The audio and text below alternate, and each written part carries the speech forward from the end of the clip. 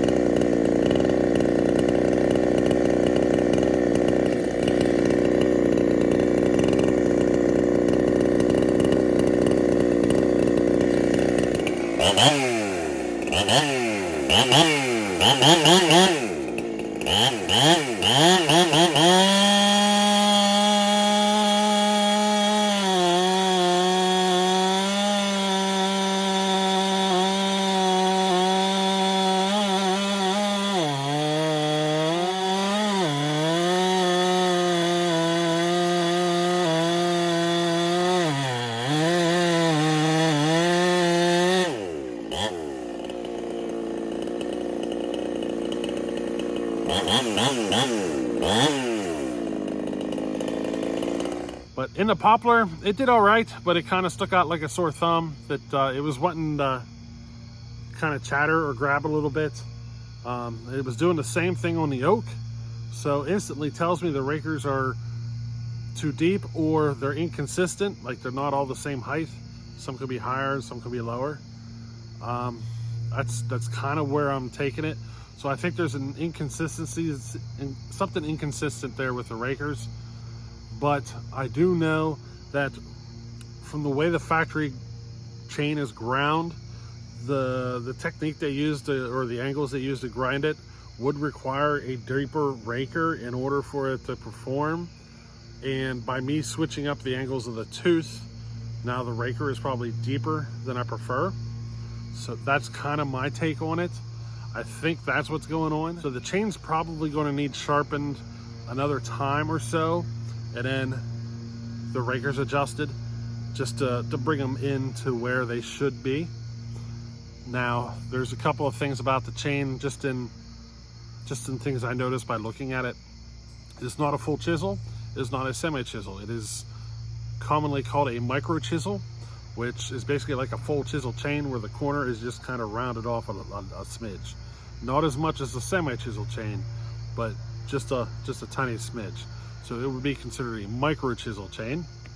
And the drive links, there is nothing on the drive link to help pull lubrication through the bar. Like if you look at like Steel RS or something, you'll see like a bunch of little holes, not really holes, but kind of like a golf ball effect, divots put into the side of the drivers to help pull oil through the bar.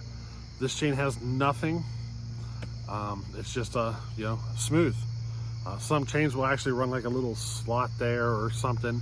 Some will actually drill a hole all the way through the dryer, and it just helps to pull oil through the chain or through the whole length of the bar as it's running.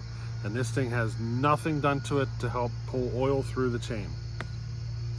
What else?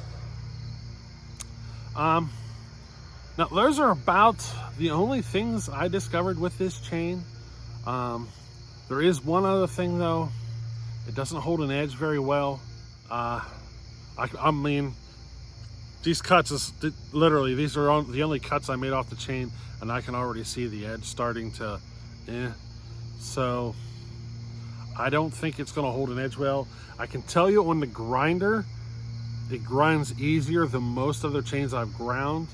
I can be a little more aggressive with it without it wanting to melt or whatever. So like I'm thinking the metal or whatever type of metal it is, it just grinds away a little easier. So in one way it's nicer that it doesn't heat up as much, but in another way I think it's because the metal is a little softer and it makes it easier to grind. Personally, of all the cheap chains as of right now, Holtz Forma is my favorite. It is so close to Steel RS that it's really hard to tell the difference from any aspect. So I mean, it's really close. But I wanted to give this a chain an honest try, and kind of take a look at it. I'm not crazy about it. It's just it's a chain that I'll run, but I don't think it's going to last as long as some other ones. But we're going to run it anyway. I'm going to run it until it's shot. So yeah, this chain it's definitely one of those ones. You get it because it gets the job done. You don't get it because it lasts a long time, holds a great edge, all that stuff. It's a cheap chain that gets the job done. That's what it's for. If you want to hit stumps, if you're somebody who cuts a lot of wood and you just want to get a chain that's cheap that hits stumps and stuff like that, this would be a good pick. There's other cheap chains out there, but as far as the cheap chains go, this one, it's not my favorite. I prefer the Holtz Forma brand. They do hold a little better edge to me. But yeah, hey, I hope you enjoyed this little video, and we'll catch you on the next one. Later.